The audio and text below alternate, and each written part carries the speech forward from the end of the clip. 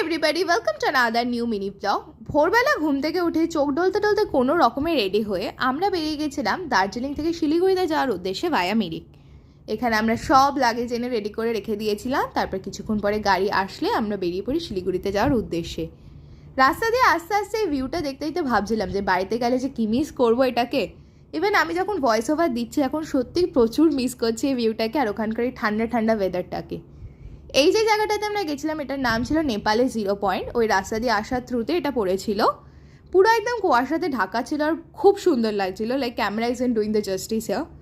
তারপর আমরা গেছিলাম মিরিক লেকে, যেখানে দেখেছিলাম চিকেন মোমোস, পাহাড়ের chicken momos for the last time. এই জায়গাটাও দুর্দান্ত ছিল। হর্সেসও ছিল এখানে অনেক, বাট আমরা আর হর্সেস চড়িনি সেদিনকে। তারপর এখান থেকে আমরা ডিরেক্ট চলে যাই শিলিগুড়ি স্টেশনে। ওখানে যে খেয়েছিলাম হচ্ছে ধোসা। তারপর আমরা রেডি হয়ে যাই নেক্সট ট্রেনের জন্য। এর সাথে মিনি ব্লগ 10 করছি, দেখা যাবে নেক্সট মিনি ব্লগে।